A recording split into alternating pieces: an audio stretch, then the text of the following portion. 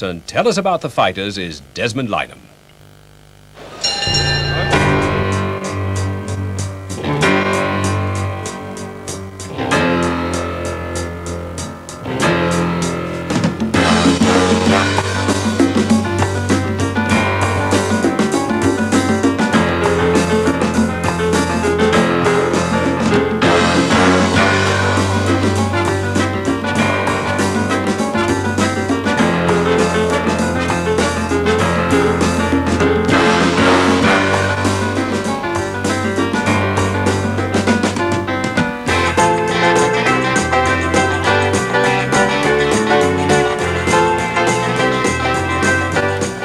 Good evening, welcome to Dublin for the biggest boxing occasion this city has known in 63 years, since one Mike McTighe lifted the World Light Heavyweight Championship here all those years ago. Tonight, of course, it's that man McGuigan defending the World Featherweight crown for the second time. His opponent, Danilo Cabrera.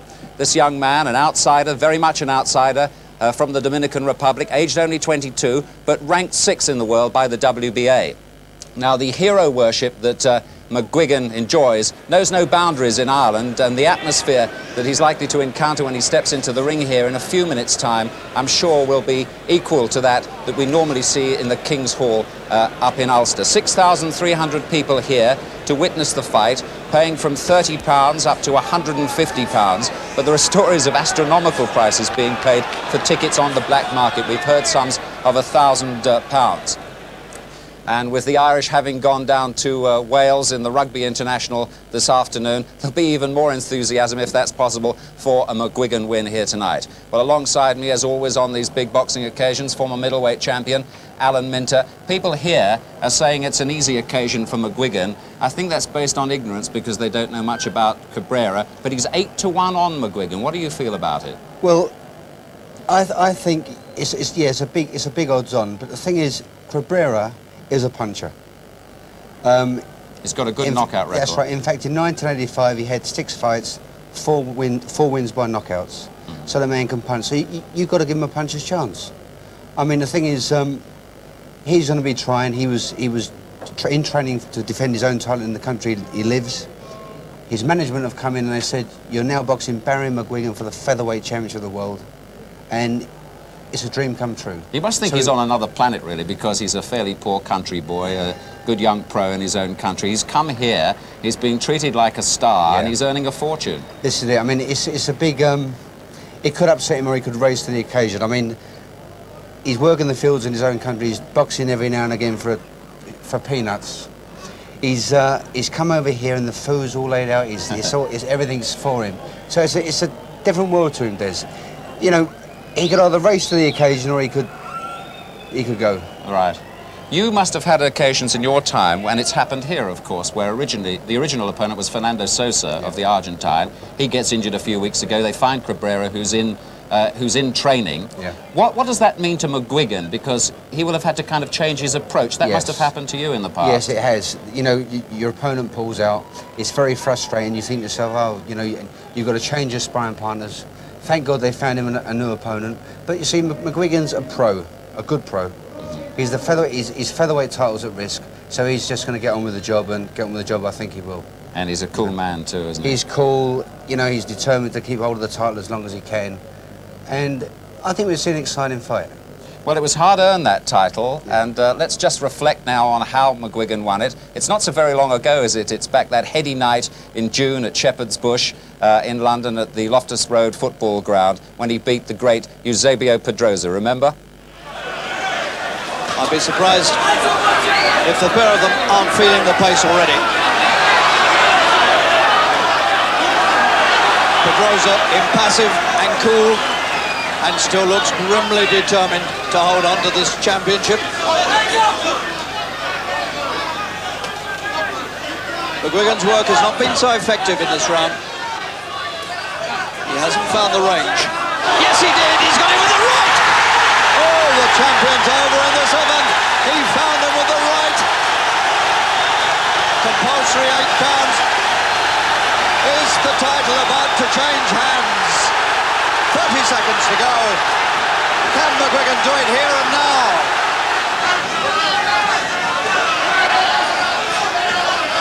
Good right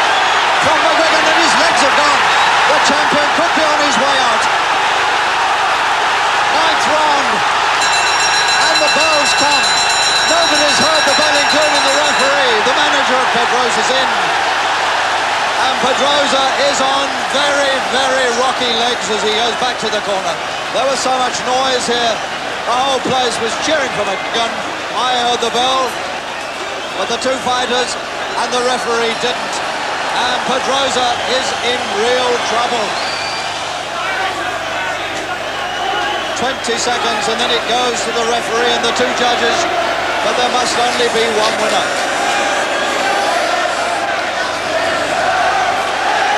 10 seconds and Pedrosa is going to survive. What a marvellous champion. He takes 2 rights at the end, and that surely must be the end of Pedrosa's reign as champion. That's when McGuigan won the title back in June, and of course what a wild night that turned out to be. Well, the fighters will be entering the ring here, incidentally, in just a few minutes' time. We've got another very welcome guest with us tonight, a great supporter of McGuigan, and indeed Irish sport, is the way he tells them. Frank Carson. It's good to see you here. Yes, You're a lovely McGuigan watching. man. Oh, absolutely. Well, he's a superb athlete, though, isn't he? You forget about boxers being athletic. They run on the road, they take weight off down to the last ounce, they know exactly what they can punch. And it doesn't matter how good a manager is. He might be able to spot a flaw in the other fella's defences, but you're still in there. And let's be honest, somebody might say, like Alan would say, well, he was a great puncher and when I was a young lad. My father used to take me to watch his fights. That Minter?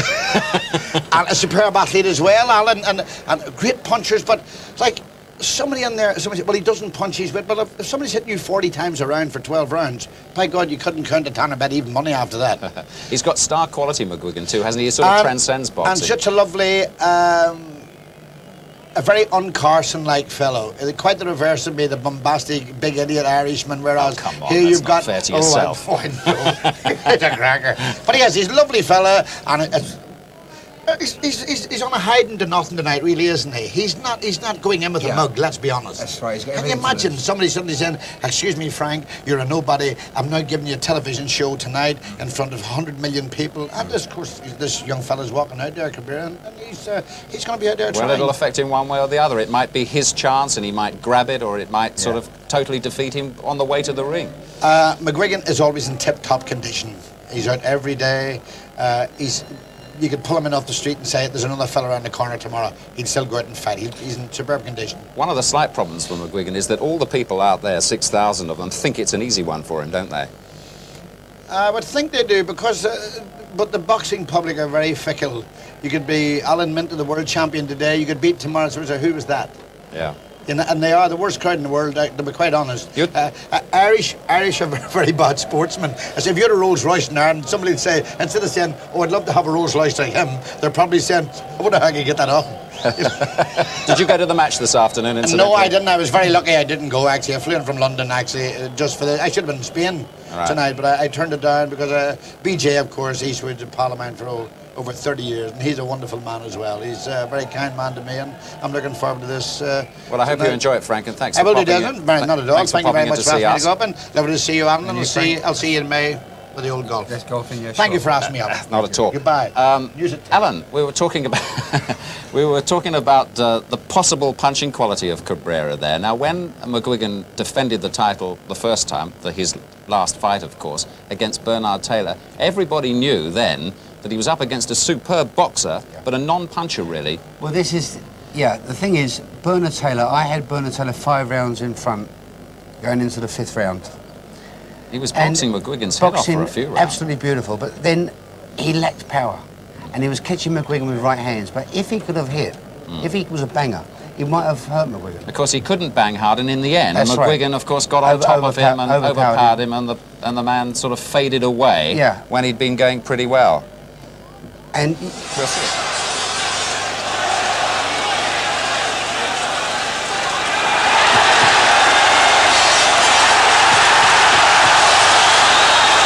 McGuigan sporting the dove of peace on the leg of his trunks. But there's nothing peaceful about this little man when he gets going in the ring.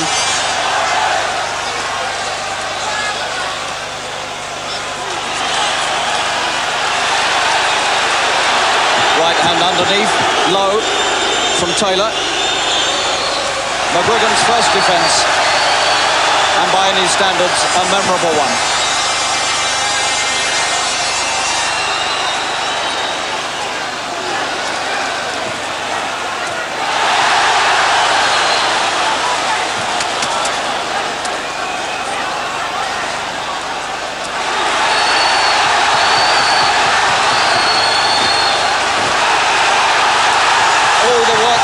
stride coming from McGuigan, and Taylor is being fought to a standstill.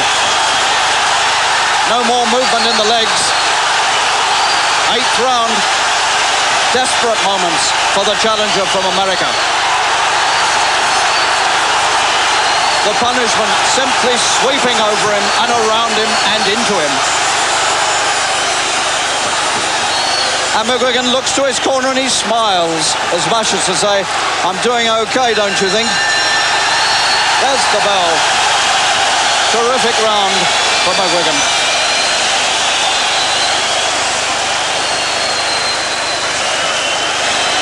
And so all the advantages that Taylor had at the start have been wiped out. And Taylor looks like a desperate man in his corner. He's shaking his head. He's looking at his seconds. And they're throwing it in. They're throwing the towel in. Taylor doesn't want to go on. What an amazing turn of events. McGuigan has kept his title.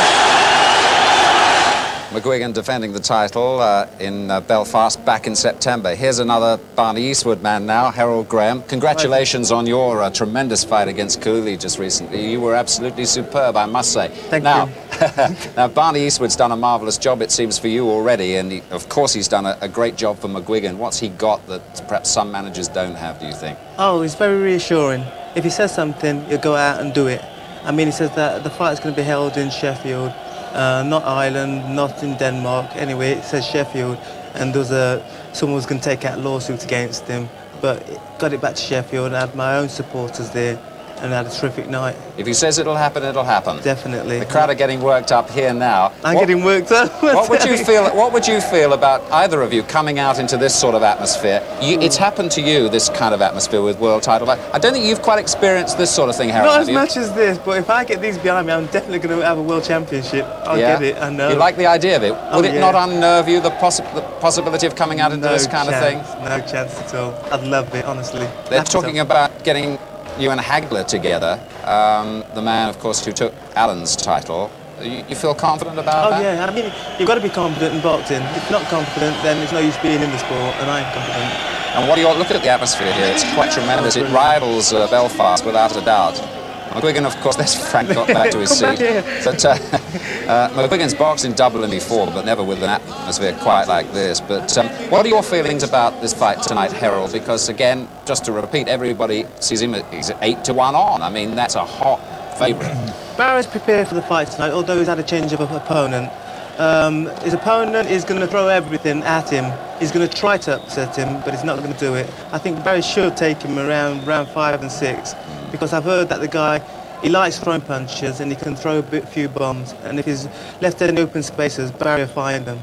People just say, well, there's only one ring there, and when you're in the ring, it doesn't matter what the crowd's like and all the rest of it. But I don't wholly believe that, because I've seen fighters affected by crowds like this. And this young boy, 22, he's hardly been out of his own country. It'll surely, well, it'll do something to him, won't it? Oh, yeah. I don't think it'll boost him that much, especially with the Irish crowd behind Barry. It's going to lift Barry to the highest. And, like, all he's going to do, I think he's going to walk out there, throw a couple of dummy punches, and I think he's going to end it in... with early? 5, very early. Yeah? I reckon. What do you think, Alan? You think that to an early finish for McGuigan here? Yes, I think for a start, the man's going to come out Cabrera and he's going to listen to the crowd. He's going to think, I've never witnessed anything like it before. That's 4 rounds up from McGuigan. And I think, yes, once he lands the body shots. Right. Well, the crowd are doing it for us, gentlemen. Thank you very much. We're about to see some, I hope, tasty action. The crowd are telling us all. Here we go, they're saying. And here we're going for 15 rounds, potentially, of championship boxing with Barry McGuigan defending that title for the 2nd time against this man, Danilo Cabrera. Well, the challenger will shortly be coming out to enter the ring. So let's join our ringside commentators. Terry Lawless tonight is with Harry Carpenter. Thank you, Des. There is nowhere in the world today, except Thailand, where you see such scenes as these. 6,000 odd people here, and I swear 99% of them are standing up now to get their first glimpse. First of Cabrera.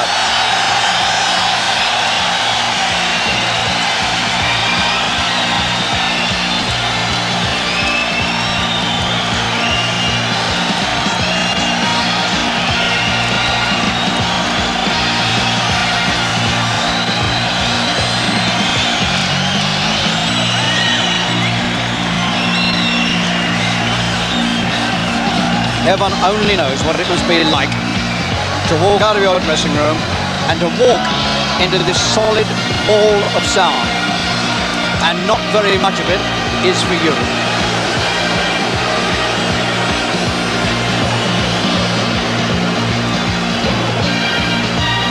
Danilo Cabrera, 22 years old, Santo Domingo in the Dominican Republic.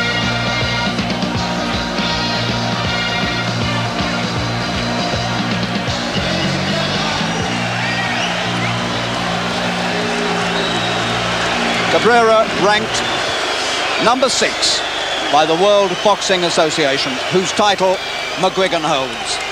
So the challenger is in the ring, and now all attention turns to the entry of the world champion, Finbar Patrick McGuigan, Barry McGuigan, the Clonus Cyclone. The marketing director of the Irish Permanent Society, Mr. Enda Hogan.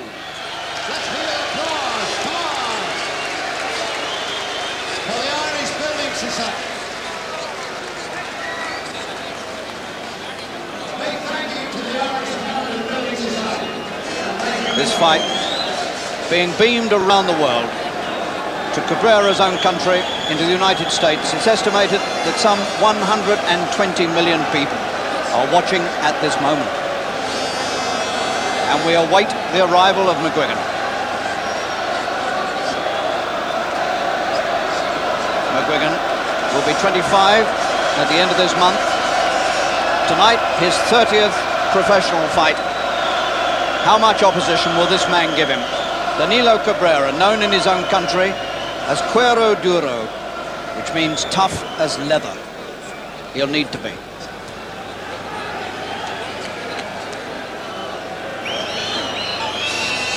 The crowd draws a breath and ready to let go when they see McGuigan. We have an American ref tonight, Ed Eckert from Miami, and the two judges, Mr. Perez from Panama and Mr. Rodriguez from Venezuela. It's unlikely, I suspect, that the judges will be needed.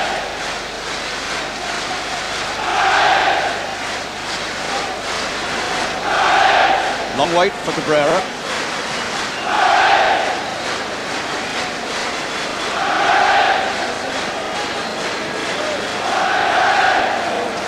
The opening moment here will be dangerous to McGuigan. Cabrera suddenly gets a shot at the world title out of the blue. He may never get another one. This is the one chance of a lifetime, and he's going to do his best to take it. You can bet on that.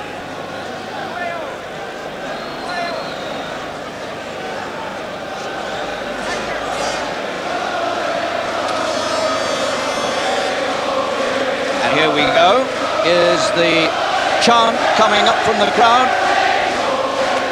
And they're right enough, because I understand McGuigan is on his way from his dressing room.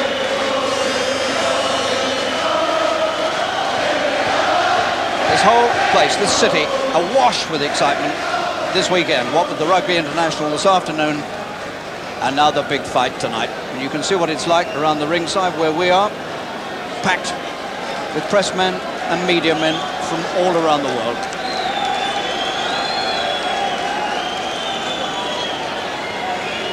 It's only the third world title fight ever seen in Dublin, and here comes the hero, it's McGuigan.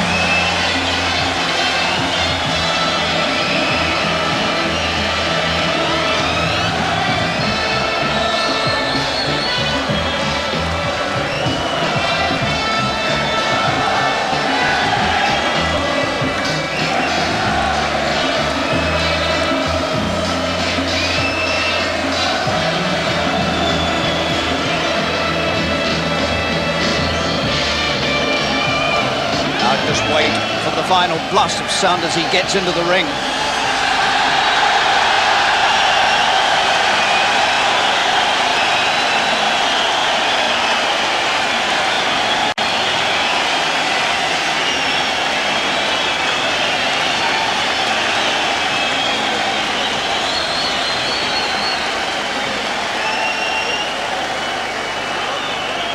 Well, I think in so many ways this young man is the most astonishing thing that's happened to boxing on this side of the Atlantic in my lifetime.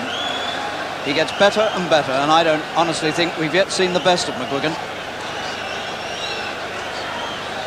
So, the stage now almost set for this second defence of the WBA featherweight title that, as you know, he won back in June at the Queen's Park Rangers football ground in London.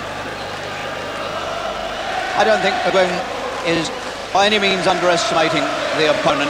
He knows very well what it's like to get a chance at the title. He knows the man will come out swinging at him. He's got to come and take the title, so he's bound to be dangerous early on. And now the whole company assembles, centre stage for the playing of the national anthems. And McGuigan's blue flag of peace being held in the centre of the ring.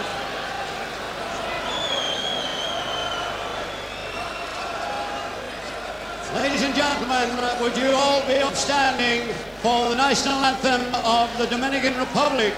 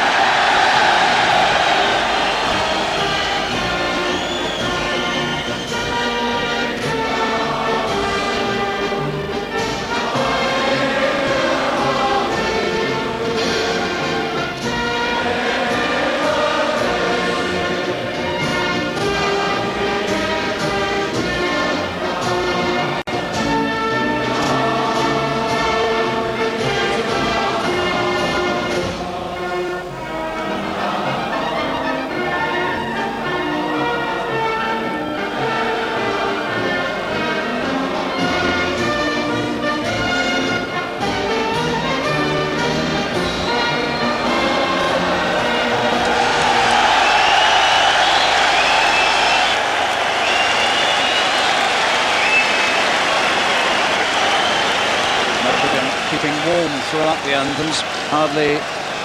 There's hardly a moment when he wasn't jigging about. And now, McGuigan's father, Pat, is going to sing the song that's now become traditional of Barry's fights, Danny Boy, the London Derriere.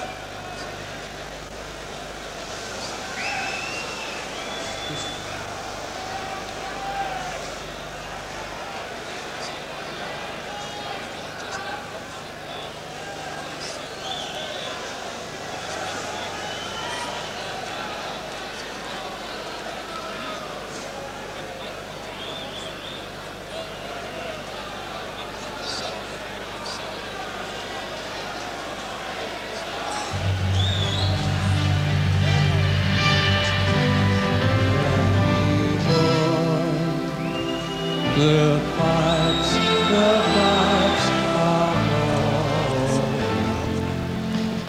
From glen to glen and down the mountainside, the summer's gone and all the flowers are gone. 'Tis you must go and hide us by. But come ye back when summer's in the meadow, or when the valley's hushed and white with snow. 'Tis I'll be here in sunshine or in shadow.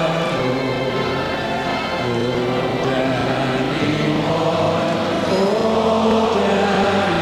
boy, I love you so.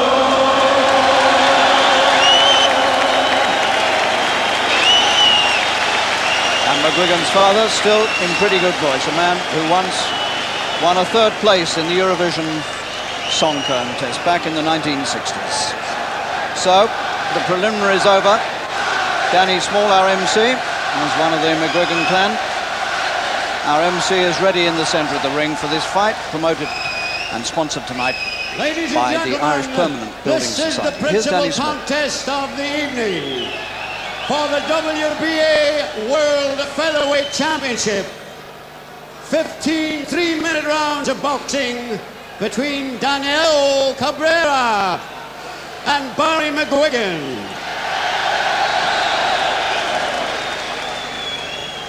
At the weigh-in this morning, Cabrera weighed 125 pounds and 2 ounces. H. Stone, 13 pounds and 2 ounces. McGuigan weighed 125 pounds and 8 ounces. H. Stone, 13 and 1/2 pound. Ladies and gentlemen, in the red corner, on my left, the challenger from the Dominican Republic, Danilo Cabrera.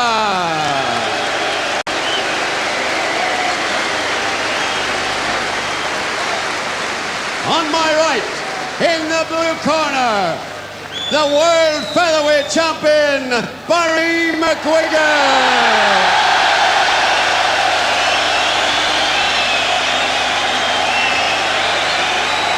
Your judges for this contest,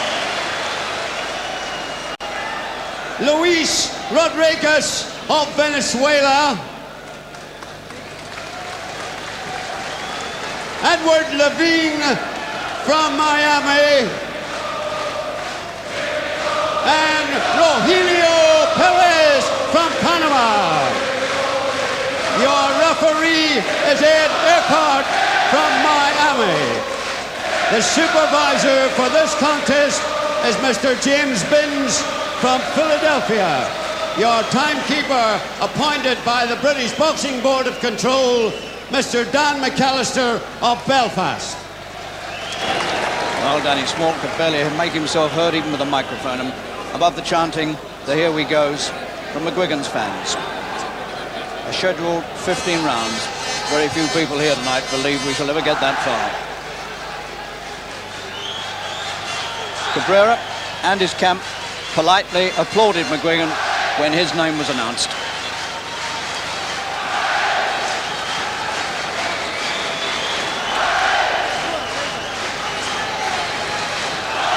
So McGuigan's second defence underway.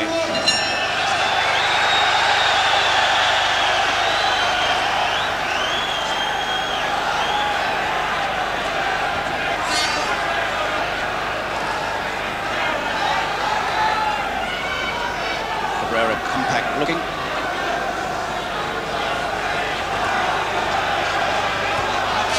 Reversal trained to a hair. Not an ounce of spare flesh on either of them.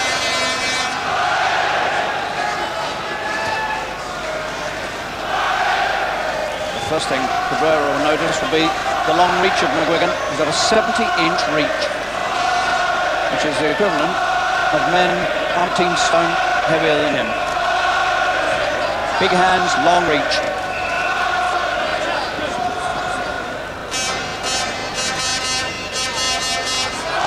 He can so often find an opponent, and the opponent can't find him.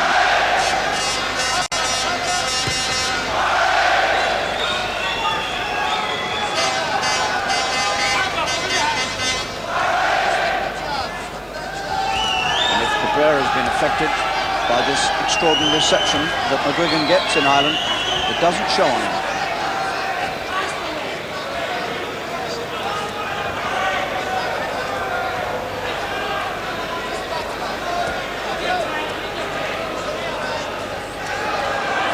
Cabrera very quietly and logically trying to work his left hand into McGuigan's face and showing a rather dangerous looking right cross.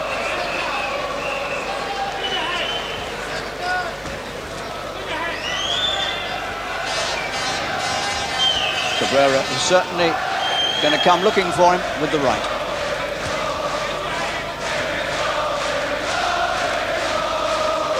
Fast pace.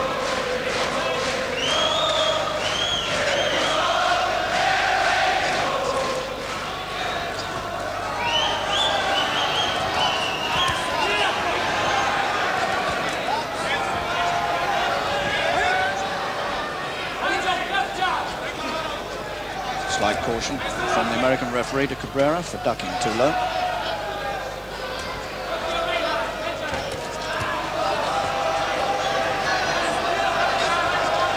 McGuigan's made a brisk start, still too.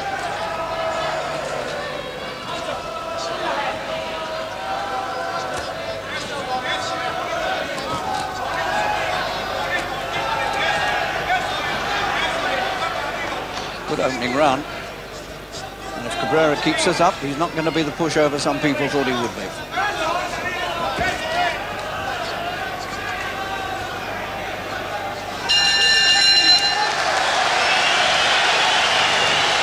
Good, even opening round. That was a good round. So McGuigan knows, if he didn't know already, that the man in the other corner is not going to be any sort of pushover. The McGuigan statistics, just the one defeat. Peter Eubanks, who's already boxed here tonight, the only man who's ever beaten McGuigan, back in McGuigan's third pro fight. McGuigan now just a few days away from being 25 years old. This man is going to be Ireland's first sporting millionaire. Terry Lawless is with me, manager of 4 world champions. What do you think of that first round? That was a good opening round, I thought. Well, as you said, if Cabrera's nervous, he doesn't look it. He's not showed any emotion at all. I've watched him all the way through the ceremonies. The corner were a bit excited, jumping about, but he's not changed his expression. And he certainly didn't look like a bothered man. But it's very early to say yet. He caught McGuigan with one right hand, so he can obviously punch a little bit. But it takes Barry a little while to get started.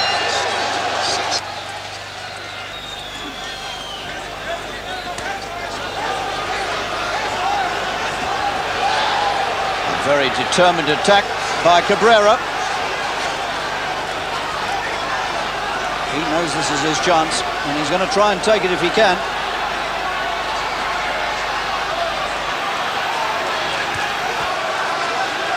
McGuigan can't afford to make any mistakes. I wonder if those 8-1 odds have suddenly changed a bit.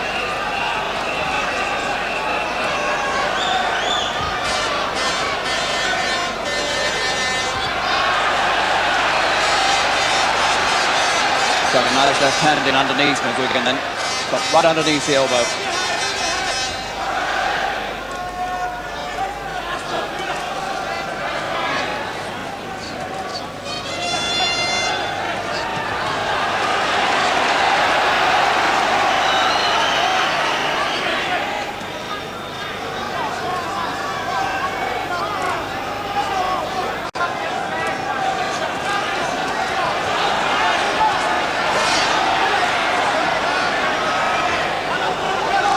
Sign of weakness at all yet from Cabrera. taking good body punches.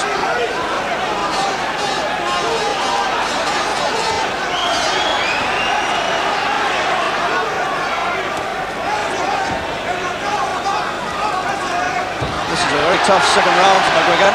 He's being pushed all the way here.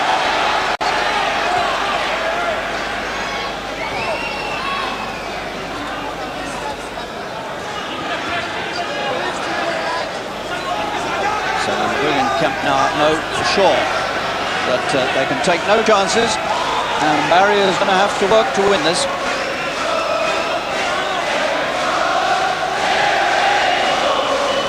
A little bit of a swelling coming up around McGuigan's right eye. Hope that doesn't give him too much trouble later.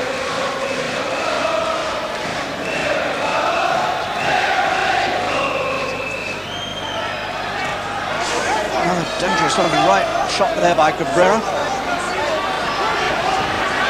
But we know McGuigan can take a good punch.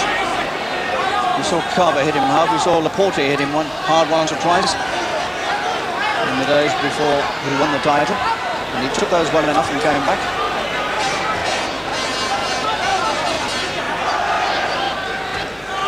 That was good left straight through the guard from McGuigan. McGuigan's right eye has definitely got a problem. He's got a swelling coming up, and it's looking a little worse than it was a minute ago. And they're definitely going to have to do a little work on McGuigan's right eye. There's a Cabrera record, 2 defeats in 24 fights. A little bit of argument about his record, but we think it's 24. Now then, McGuigan most certainly has got a problem, because he's got a nasty looking little bump. Let me ask Terry Lawless, if that was your man, would you be a bit worried about that? I think he's got a thumb in his eye. It looks like it's swelling right up on the eyelid itself, underneath the eyelid. And I think he gestured that as he went back the corner, he got a thumb in his eye. It certainly looks like it's right the place for us. Look, they're showing out the corner now. The corner are trying to tell the referee that he's had a thumb in the eye. That's quite right, Terry. So, not only a bit useful, Cabrera, but a bit rough as well. And the referee, in fact, has gone over to Cabrera's corner to tell them to be careful of the thumb.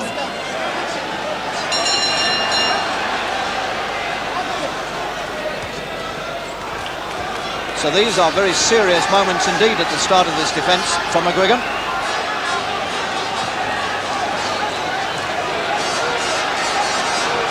If this man can keep this sort of work up, he is going to prove an immense problem. McGuigan's going to have to find something fairly soon to bring him up short.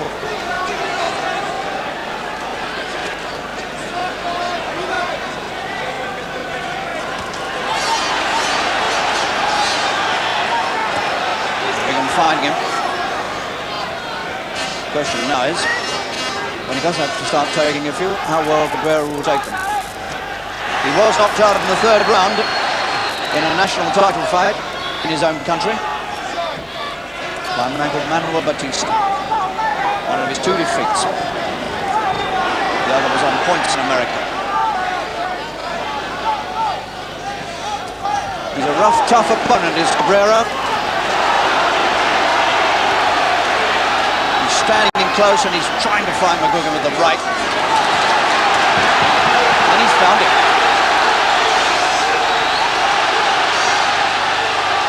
Well, this will never go 15.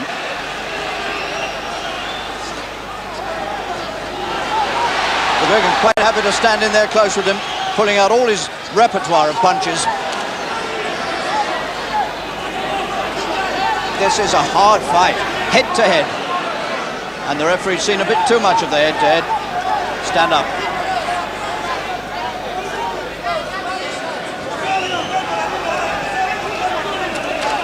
Well, if you take 92 against Cabrera, you wouldn't be feeling too unhappy at the moment.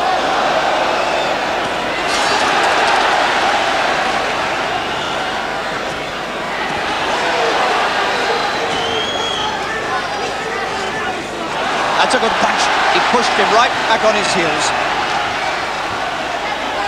He's bringing the best out of McGuigan, there's no doubt about that. Not a moment's respite to the champion. He's got to work. He's beginning to dissuade Cabrera. The man's beginning to look a bit ragged.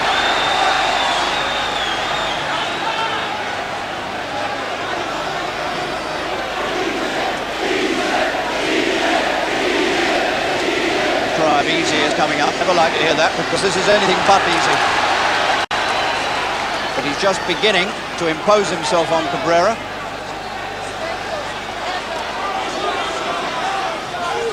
He's still dangerous, this challenger.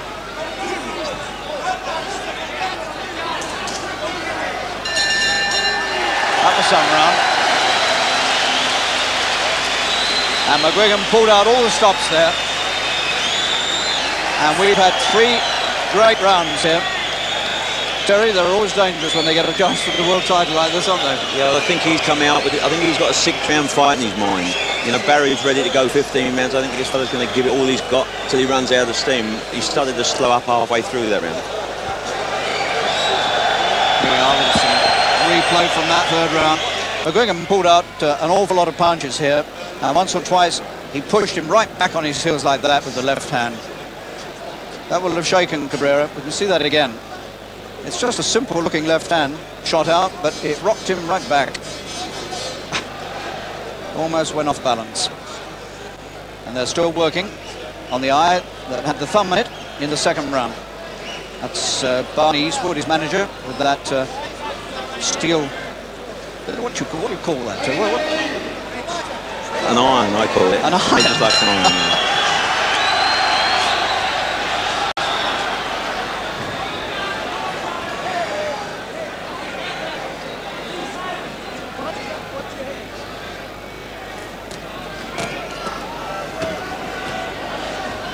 So this has been some fight so far here in Dublin.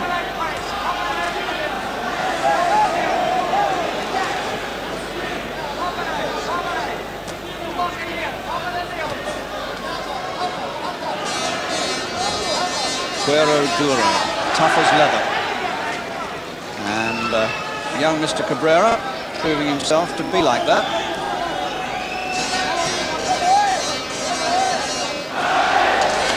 Still a long way to go. A lot of punishment still to be handed out.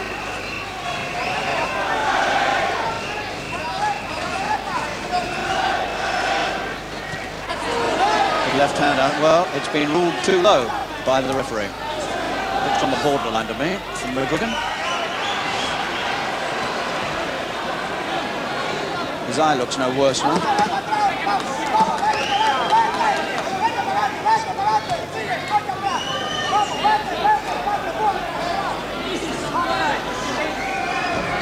So much right hand work coming from Cabrera in this round. Sticking with the left most of the time.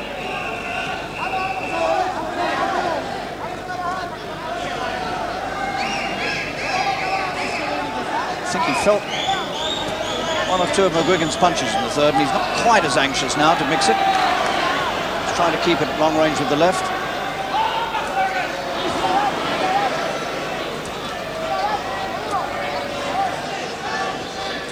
Getting picked off. You see that long reach works again for McGuigan. He sticks the left out and he finds the man, and the man's out of range himself.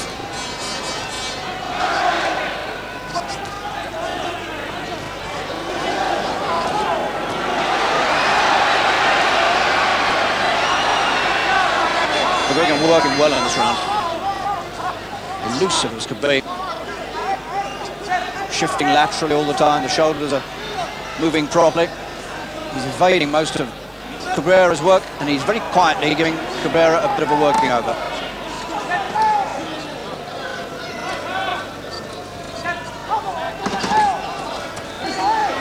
Dangerous little right counter from Cabrera there.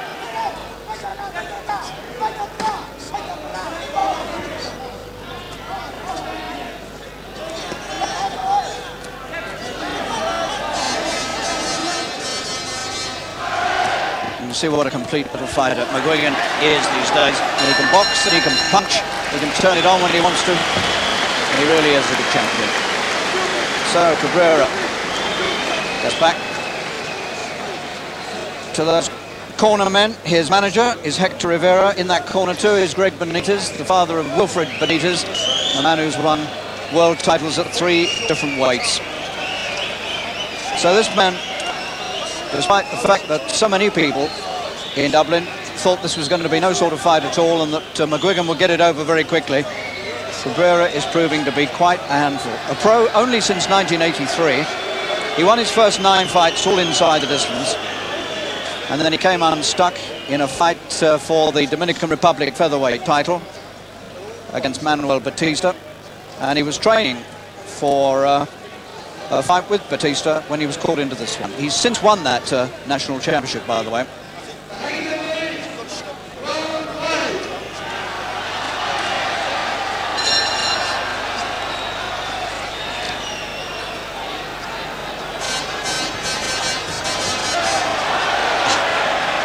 Looking across at the referee, waiting to be rescued. Meanwhile, Cabrera was whipping a little punch into him rather low.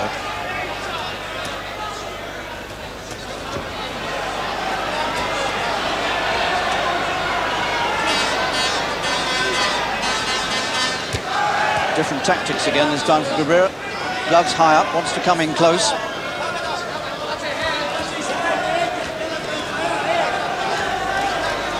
Using his elbows as well.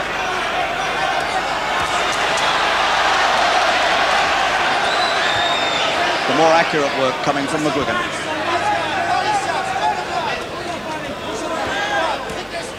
A lot of Cabrera's work being taken on the arms or going over the shoulders. But still dangerous, nonetheless.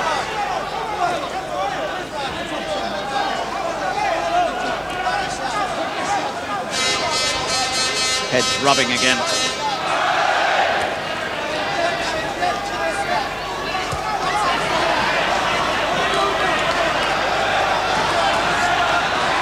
Cabrera pressing forward, but pressing forward into punishment.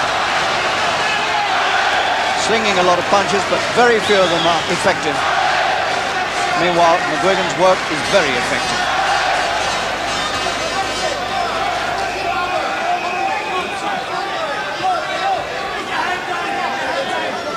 Heads bashed together again.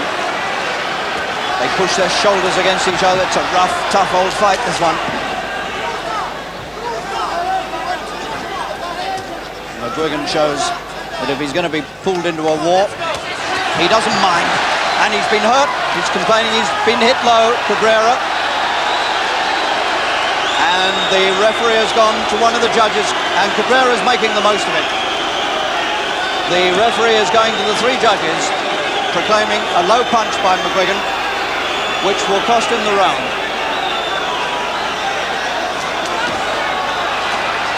We'll have a look at that again later. That's a good right from Cabrera. And for the moment, McGuigan's lost his tempo. Disturbed by that warning. Taken right out of his stride.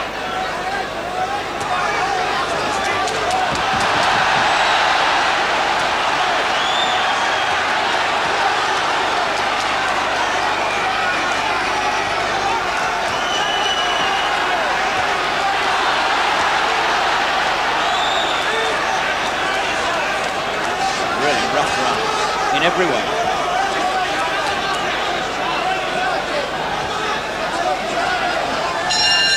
There we are. That was some round again, and there's no question at all, I think, that the 3 judges will take that round away from McGuigan for the low punch. If it was indeed low, it was certainly Cabrera certainly complained instantly about it and then made quite a bit of it. Now let's have a look at it again. Let's just have a look.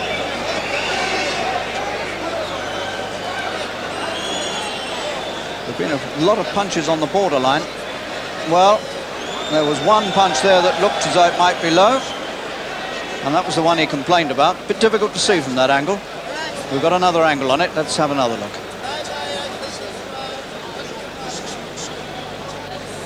There again, it's masked, but it looked when it started travelling as though it was likely to go low, certainly. Anyway, it's been proclaimed a low punch by the referee, and the judges have been told so. And this corner certainly considered it so. So on we go in a fight that is testing McGuigan to the utmost.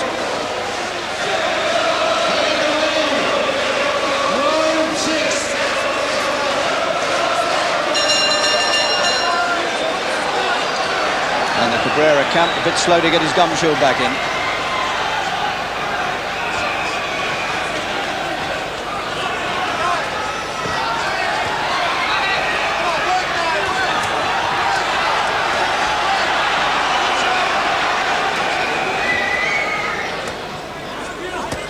That's a good right from Cabrera.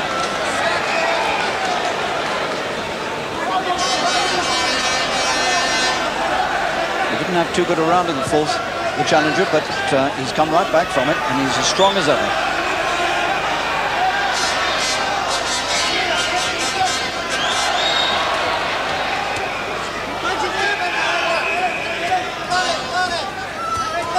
One or two of Cabrera's punches are now threatening to go low. Another one though.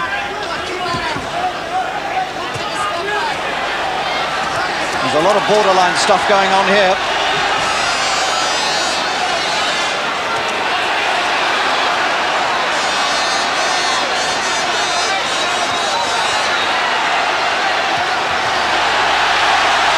And McGuigan, undeterred by that warning, he's still going with the left down to the body.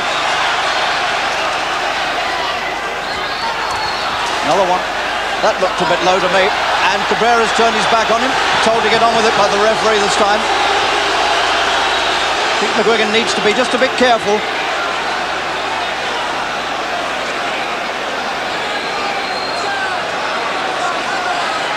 What would happen in this arena if he were disqualified for low punching, I dread to think.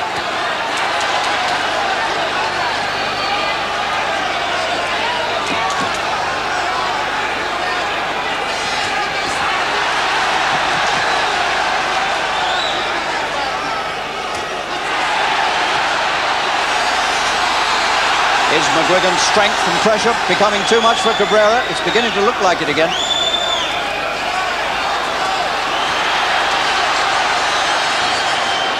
He's finding him with punch after punch. And nowhere. And another warning, or a caution anyway, for low punching to McGuigan in the sixth.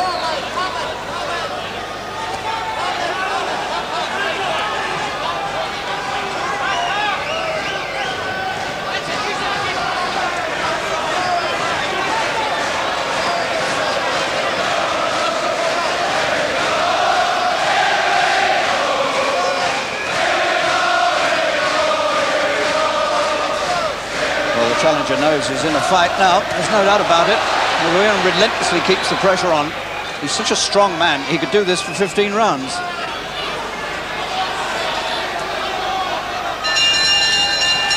And Cabrera's quite glad to hear that bell, believe me. Terry Lawless, this is proving to be some fight, isn't it? Yeah, Cabrera's moaning a little bit for nothing. He's getting caught around the waistband. They're not really low punches. You know, I couldn't see that the one that he did the slow-mo on, but the others are really around the waistband.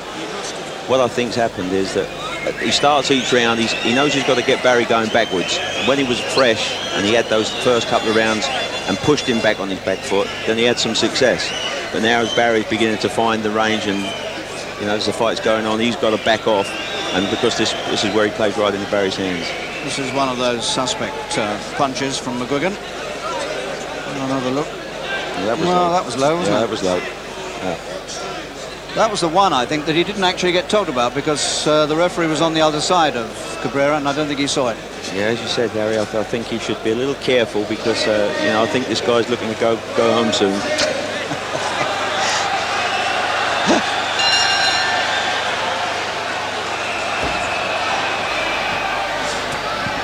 Well, they've paid a lot of money for their tickets to come to this fight in Dublin, but my word, it's been worth it. They've seen a fight. And there might be a lot more to come yet.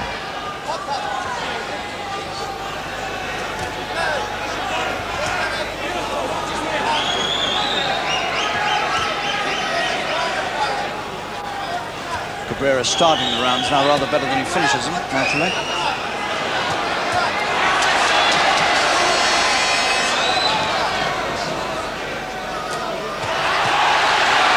Well, they weren't low. Beautiful punches into the body.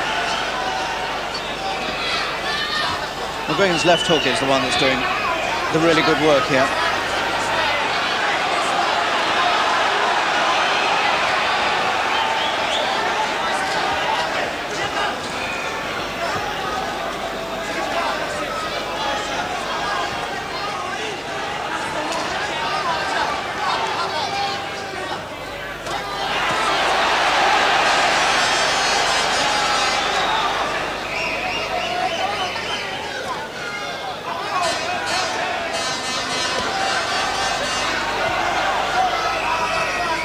Pouring in so much work, McGuigan. He's got the most amazing work rate.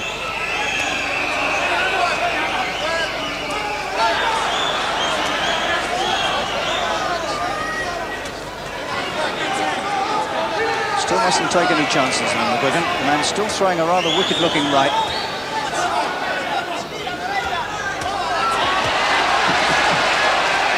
I'll tell you what, he stands up to a punch, does Cabrera. The fellow who knocked him out in 3 rounds must have a dig.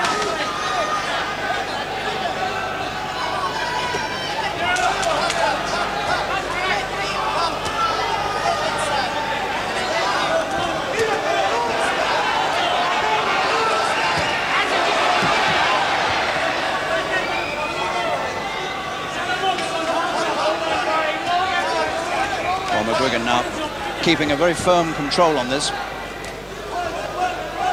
Not giving Cabrera too much chance to work, as a matter of fact.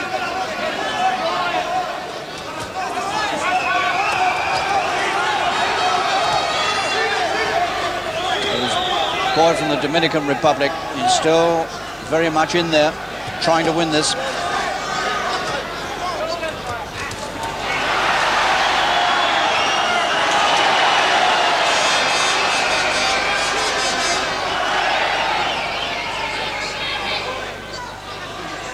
He's a rather better challenger than Bernard Taylor, and Bernard Taylor was the top man, the top challenger.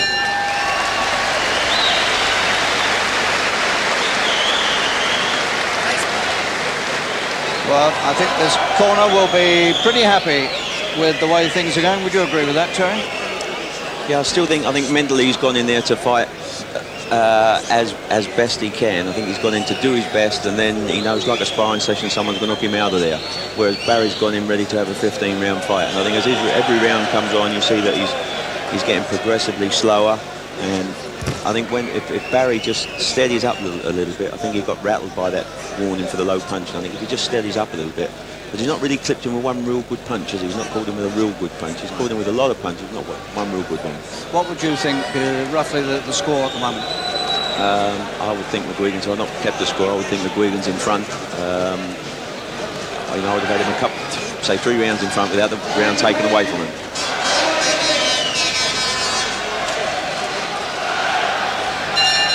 And the eye of McGuigan beginning to discolour. But it's not closing. They've kept the swelling under control using the iron.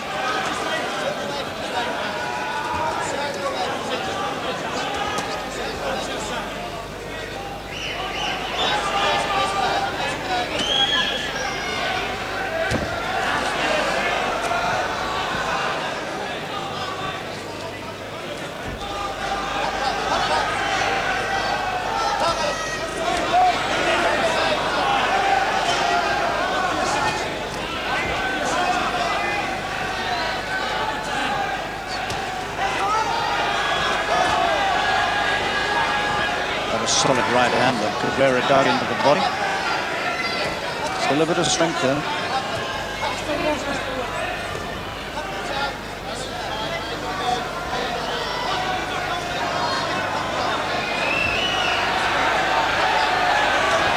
Both of them perhaps just taking a slight breather and forward at a very fast pace.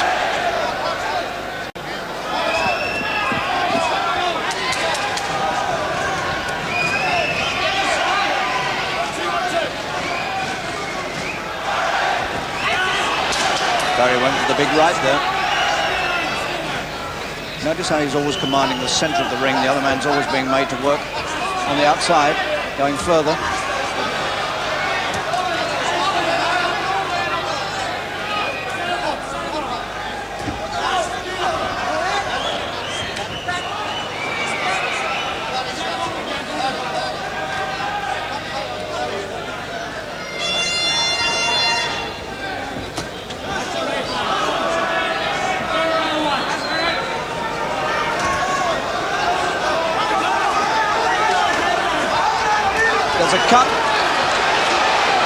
There's a cut on McGuigan's face. Left eye. So more trouble. We haven't seen him in this sort of trouble before. And now he knows he's got to work. He knows the cut is on his face and he's going for the finish. I think it's underneath the eye. Doing his best to finish it here and now, and Cabrera's all over the shop, hanging on for dear life. He doesn't know where he is. He's been put under such an attack there. McGuigan in his own corner now, working to get this over. The gum shield has come out of the challenger's mouth. Is he going to finish it here? He felt the blood on his face, and the bell's ringing and nobody can hear it. Nobody can hear it. And it's been stopped. It's all over. And they are protesting like mad in the Cabrera corner. I thought I heard the bell before he stopped it.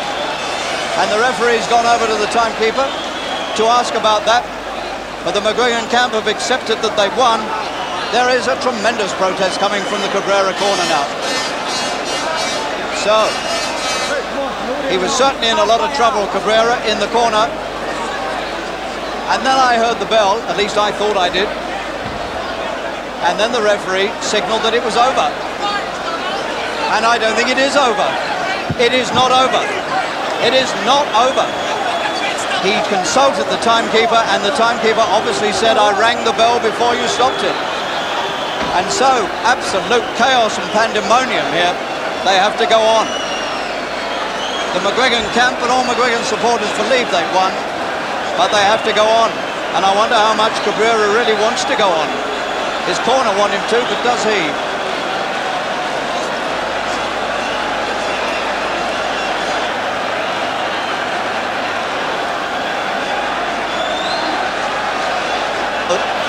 Those were desperate moments for the referee, Ed Edcott from Miami, United States. He made a brave decision there to change his mind.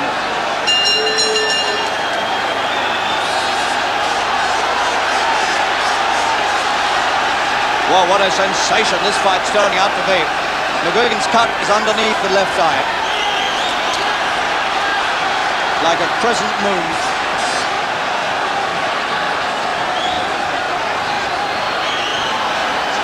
How much has Cabrera got left?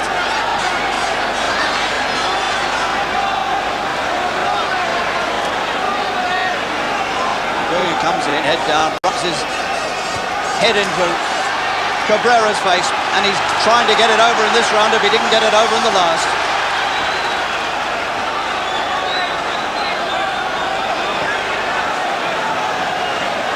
The blood running down the face of McGuigan again. Round 9.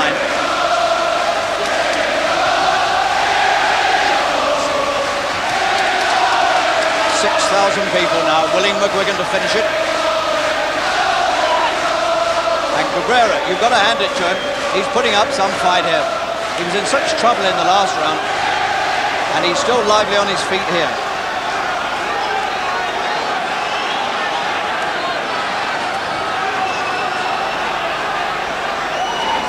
The fight that was thought to be an 8-1 on fight has suddenly turned out to be almost a nightmare for McGuigan.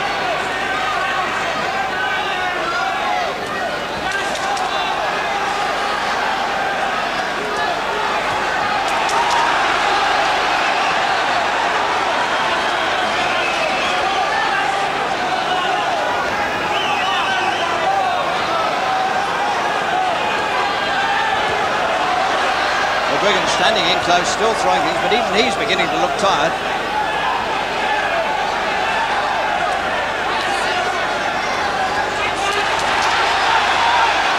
He rocks Cabrera again, and Cabrera's in the same place he was in when the referee stopped it, or thought he'd stopped it.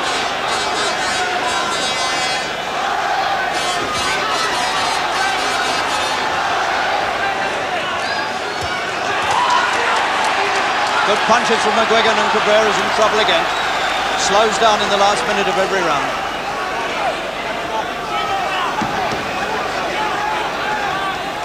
And McGuigan can't get rid of him. how badly he needs to.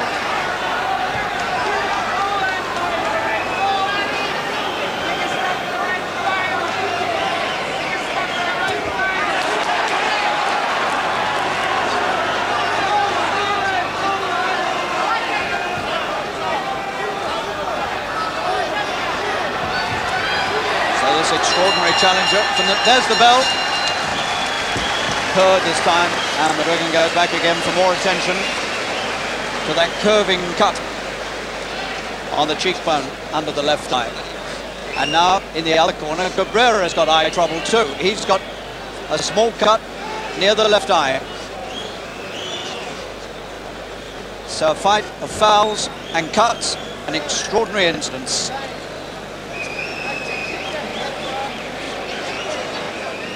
And the second's in Cabrera's corner, working hard on the left eye. Can't be too bad. We didn't notice it during the round. It's only a graze, I think, but it's on the outside of the left eye.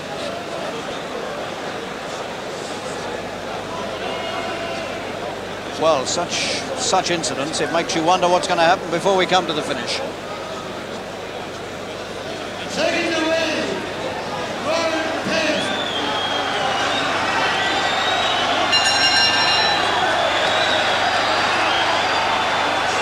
So it's gone further now than anybody expected it would.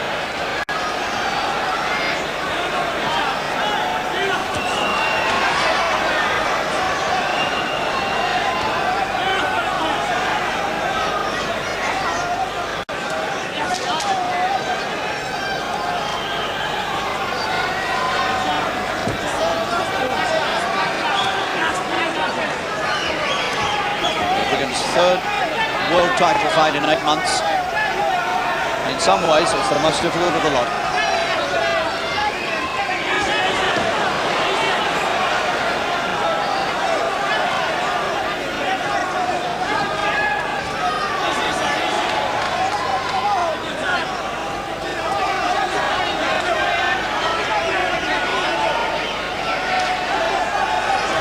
McGuigan piling up points, doing most of the scoring. But the man still comes popping back at him with jabs.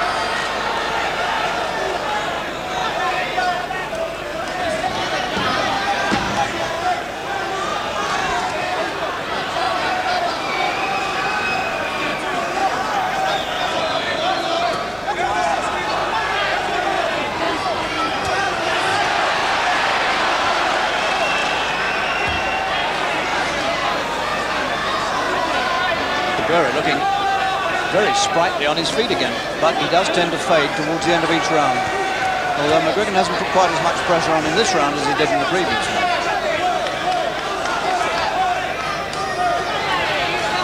In fact, Cabrera is getting into this a bit.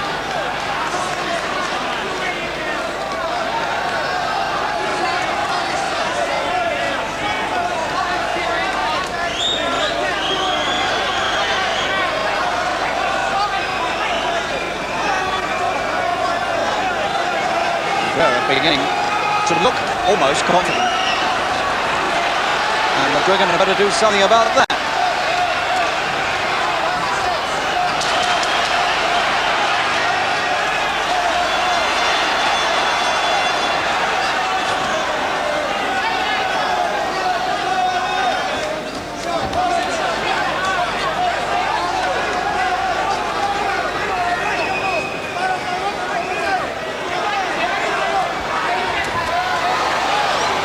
Definitely coming back into this.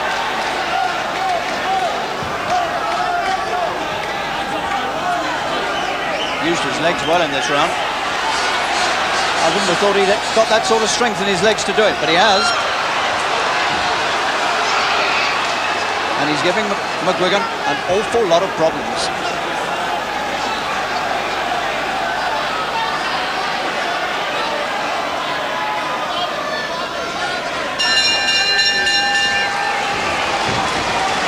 McGuigan takes a deep breath as he goes back to his corner. Terry, this is an extraordinary fight. What do you make of it? Well, you never cease to be amazed in this business, Harry. I thought that when the referee looked like he'd stopped it, I didn't think the other guy would get through the next round. And I think Barry tried just a little bit too hard to get rid of him. If he The round previous to that, he'd set him up. That round, he just run out and threw everything and missed and got himself a little bit out of breath. I think he'll steady up now. It can't be easy to come back to a fight you think you finished with. Yeah, I mean, he's got a kick to nothing, hasn't he, from day one? You know, everybody's expected a nice, easy little work out here, and he's got to try and pump himself up for this fight. But this guy really is trying. He's hanging in there. You wouldn't fancy him in the other corner if it was your man, eh? I've never seen anything like this tonight. I mean, really, it's been a day of, you know, a day of days to me here.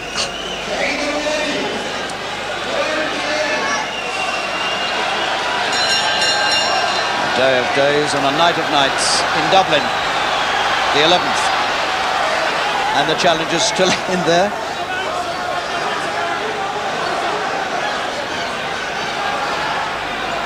And the most unexpected thing of all is beginning to loom, that this might just go the 15.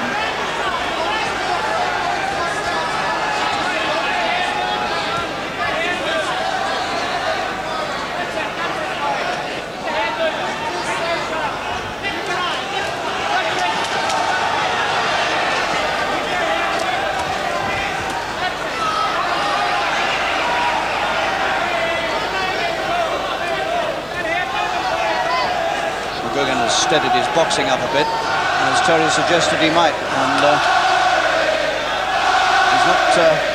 he's not going wild. He's just trying to box the man now.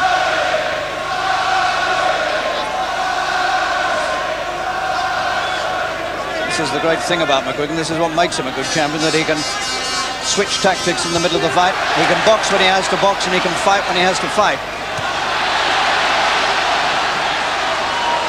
But he can't get rid of Cabrera.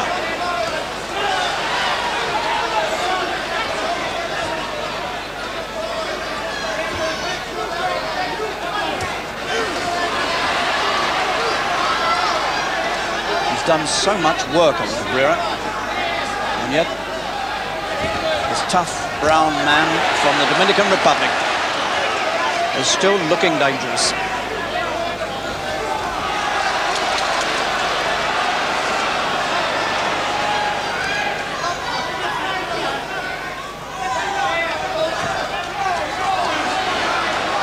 This is a much tougher fight for McGuigan than the Pedrosa one ever was.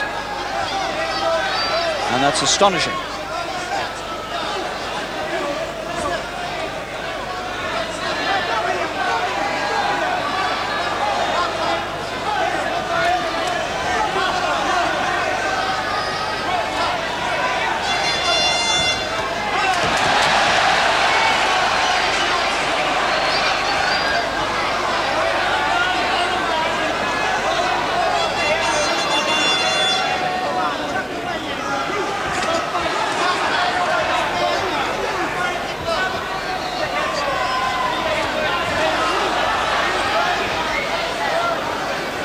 McGuigan's kept control of this round for most of it, but he's had to work hard to do it.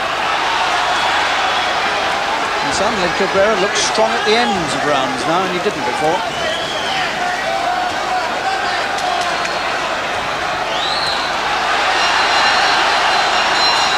As the bell, they have to keep ringing it to make it heard, and he's taken one after the bell, but nobody heard it up there, including the referee.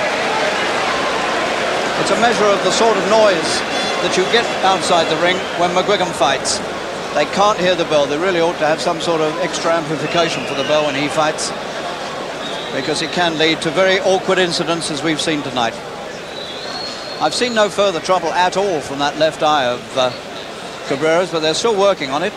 It's up on the just under the eyebrow, but it can't be much of a cut, and I've seen no blood. Actually, when you look at the two of them, McGuigan looks as though he's losing the fight by a mile, but he's not. He's the one with all the marks. Would you agree with that? He does look like a fellow who's losing. He looks like he's been in the war, yeah, but he's winning the fight, all right. Now, instead of trying to knock the guy, actually go behind the jab, and he might do it. You know, he's doing more damage with the jab than he is anything else.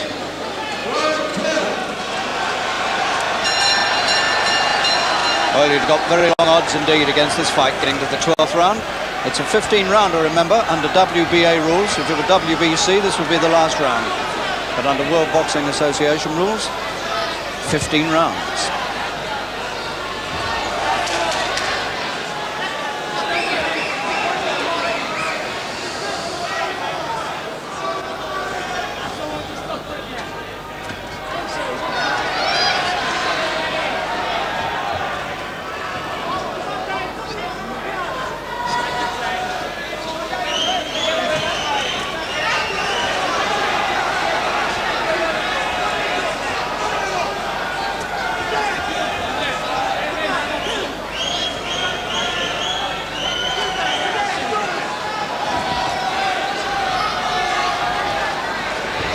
There's not a lot behind those punches of Cabrera's. He's pushing him out.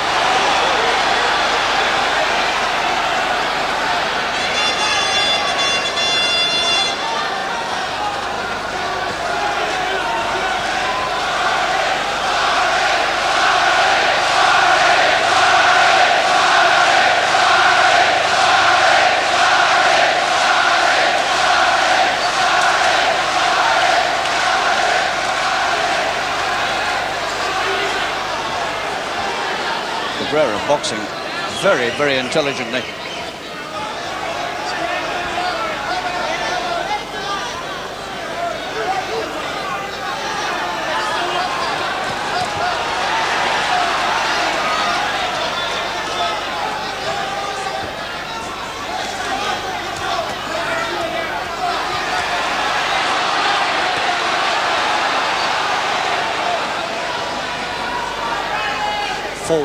Forward all the time, McGuigan. Never stopped coming forward in this fight, and he's always been in the center.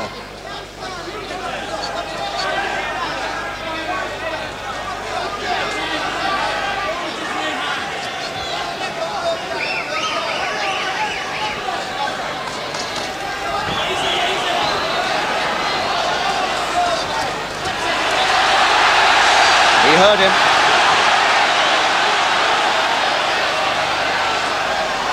Everybody thought this fight was over at the end of the 8th, and here we are in the 12th.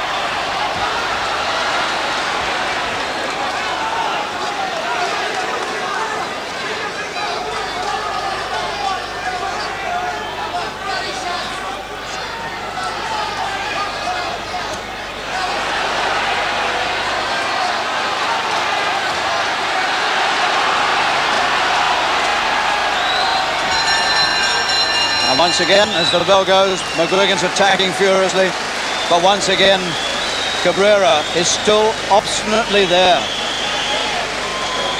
proving himself to be a most brave and competent challenger, much to the disturbance of this corner, who would have liked to have seen the back of Cabrera a long, long time ago. Well, there was one moment here when McGuigan looked to me as though he definitely hurt the challenger. And this is that moment. He dug some punches downstairs, one or two of them looking again suspiciously low, and the last one sent him back on his heels again.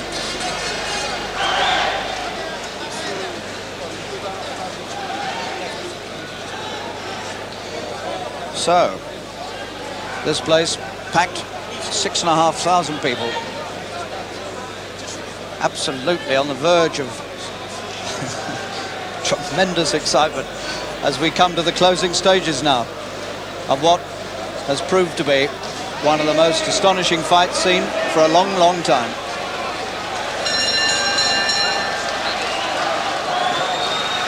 McGuigan trots out, trying to impress upon Cabrera that he still feels very fresh, even if he doesn't.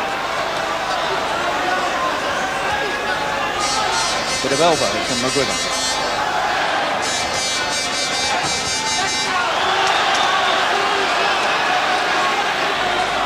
Well, these two will deserve a long rest after this one.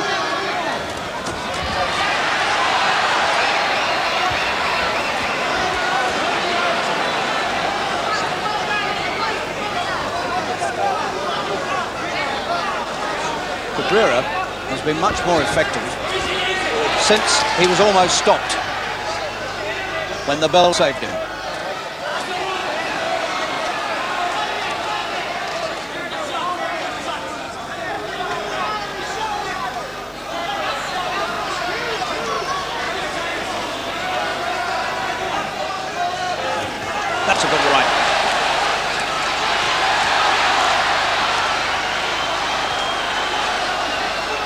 Getting through with some heavy-looking punches, McGuigan. The 13th. Cabrera looks to his corner.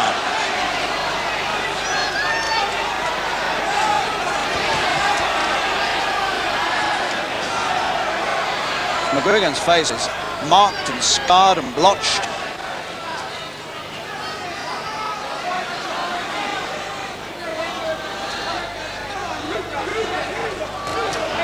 Good right again. McGuigan's giving him some stick. Is he going to be able to take it this time? He's in that same place again.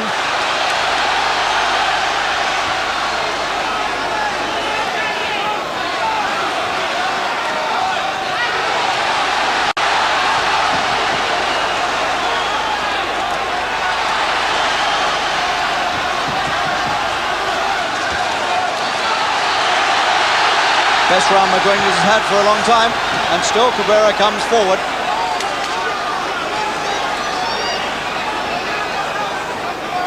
Astonishing how he stood up to this, Cabrera. How did that man ever knock him out in 3 rounds?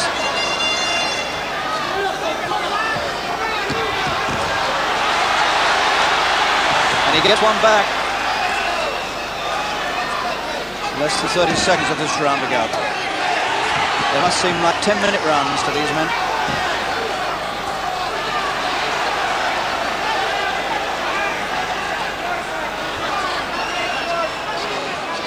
Overwhelmingly McGuigan's round, but the man's still light on his feet.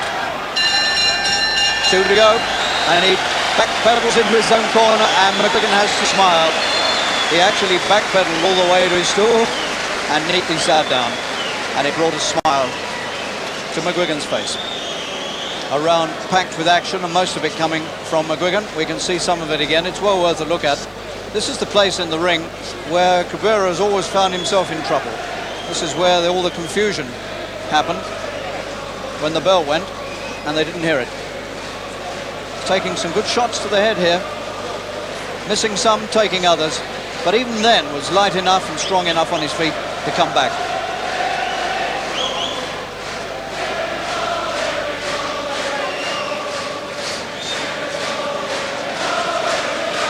He's absolutely exhausted up there, Harry. You know, they're rubbing his belly, everything. Really is tired up there. 14th round.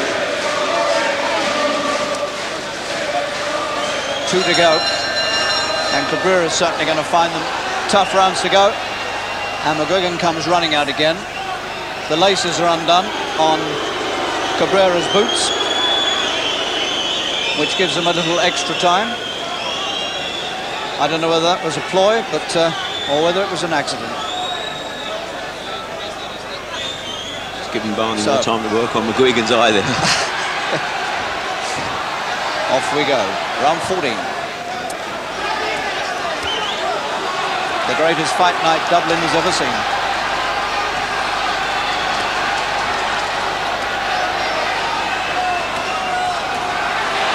He catches Cabrera to the head again.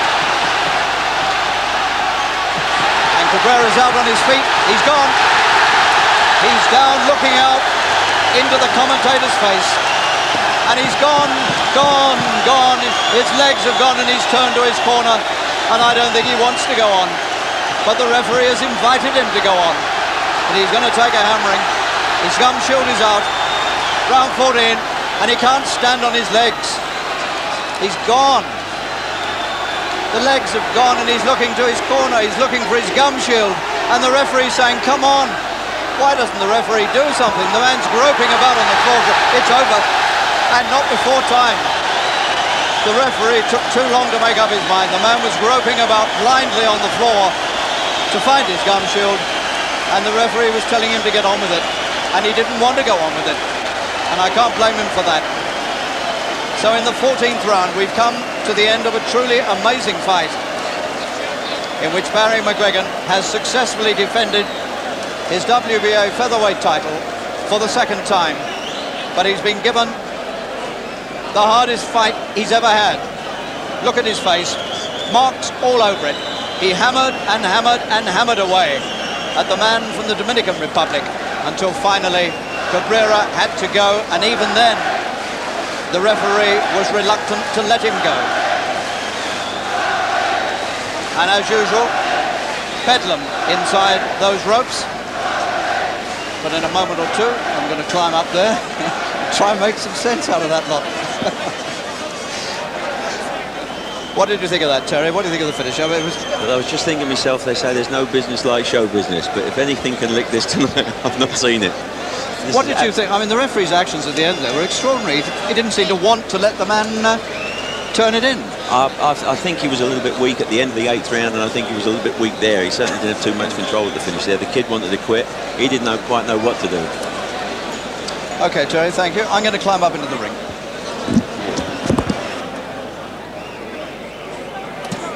And while he does climb up into the ring there, Harry, Alan and I will reflect a little bit on that fight. A wonderful fight, a wonderful night, except for the referee at the end there, who seemed to not know quite what was going on. Yes, he panicked, didn't he? He panicked. He kept panicking and he kept giving warnings for low blows, which was he had to do. But when the guy Cabrera was going bending down to pick his gum shield up, he should have stopped the fight. You know, he just didn't know what to do. What about the end of that 8th round, though? It looked as though he'd stopped it there. He didn't hear the bell, did he? No, I mean, he was hurt, Cabrera, but no, I think it was on the bell. There would have been pandemonium in there because give the guy another chance because it was right on the bell, so you can see here. Some good action there. Yes, he was dying on his feet, really. Yes. He wanted it stopped himself, I think, there. He was... Yes. But the referee... But I'll tell you something, Des. Go on. The thing is when you get these guys that work the fields and they come over to this country and they're hungry for success, guys that had never even seen a colour television before, and they come to a European country and think, well, this is what I want for my But that's the end of the 8th round. Here's the end, yeah. Yeah. That's well, what there was confusion then and more confusion right at the end. But I don't know what they put in the diet in the Dominican Republic, but I want some of it because... Fantastic, wasn't how it? did he keep going all the way through? I don't know. I think determination, pride. He wanted to be the champion. He's had a bit of the taste of this European life, and he's got a family, I believe, and he just wants the best for them. But didn't he box well? He did. But what about McGuigan now? I mean, he's never been marked up like that for a start, has he? It might have done him a favour because he now knows how tough this boxing world is. I mean, all the time you're boxing and you're knocking people over, isn't it lovely? But then to take a bit of punishment yourself, he knows he's in a hard old game, so it could have done him a favour. Well, I think Harry Carpenter's ready for us. He's got McGuigan there. Barry, congratulations. Have you got enough breath left to talk to me? Oh, plenty of breath left. Frustrating opponent, very difficult to nail properly. Very slippery, and I thought I could have nailed him earlier, but that's the way it goes. That's the fight game. Is that the hardest fight you've ever had? No, I wouldn't say it's the hardest fight I've ever had, but it was a difficult fight for me because of the fact that he was so slippery and so difficult to nail properly. Well, you got a thumb in your eye, didn't you, at the start? He thumbed me in the eye in the 2nd round, and he thumbed me in the eye again later on in the rounds. And I signalled to the referee that he was doing it, and you know, I started to get to him later on in the rounds, but he was very difficult to hit properly. All right. Cabrera's here, and the two men embrace each other. That's a nice gesture from Cabrera. Okay, guys. It was a rough fight in many ways, when you got cautioned about the low punching. Yes, I got cautioned about low punching, but I felt that it was a wee bit unnecessary because of the fact that it was a very close-in fight and we were sweating and it was very difficult to place the punches properly. But it was a very difficult fight for me in the fact that he came from the inside himself and he was dangerous with that head of his. Tell me a bit about the end of the 8th round when you thought it was all over. Well, a bit of pandemonium at the end of the round because... You could say that again. He was very tired, but I realised that he was a young man and he could come back, so I didn't go out and rush things too difficult, you know, to make things too difficult in the next 2 rounds. So I just went out and I placed my shots and I worked it slowly again and worked him down. But it was a good long fight. I've been out of the ring quite a while and I felt I could have been a bit sharper. I think the fact that I was a bit rusty didn't help things. You know. Barry, you're an amazing man. You had a tough fight. You can talk so coolly to me. Well done. Thanks very much indeed. Thanks for coming. Well done, Barry. Thanks, Harry. I got the impression there that Barry was just a little bit subdued. Did you? Obviously, because he's been through a war there, hasn't he? He's been through an absolute war, but 12 rounds. I mean, I didn't think the fight, to be honest... 14 it went, didn't 14. it? 14. I didn't think the fight would go 6 rounds, to be honest with you. But this, you can never underestimate anybody. I mean, the guys, it's his chance to earn a lot of money, be the champion of the world. And he fought fantastic, didn't he? Yeah. He fought better than the other leading contenders that... The fans behind us will be going off to enjoy themselves very yeah, shortly. We can't get away from them. Let's just look on a little bit now. Another win for McGuigan, but he's come through a war. He's got a bit marked up. He's going to need a rest after this. We were reading in the papers that they're arranging further fights and moving up a weight for another championship. He's going to need a break, isn't he? I think he needs a nice long rest. Get away from boxing completely. I mean, he's had a hard year, hasn't he? Like 85 now, 86. A nice rest. Go away for 6 months and come back nice and fresh. Because he's proved that he's the best. You know, he's proved that he's the best. There's no one better. So a nice rest and then start again. Thanks very much, Alan. So, a win for Barry McGuigan here, but hard-earned, proving that it's a tough business. Let me just remind you that tomorrow there's live football on television, that FA Cup 5th round tie between Spurs and Everton.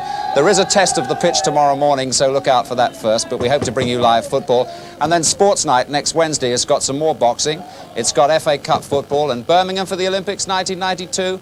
They'll tell you about the possibilities of that in Sports Night next Wednesday. So, McGuigan's done it again. He's still the WBA featherweight champion, but it was tough. From all of us here in Dublin, we'll leave you with the closing moments. Cheerio.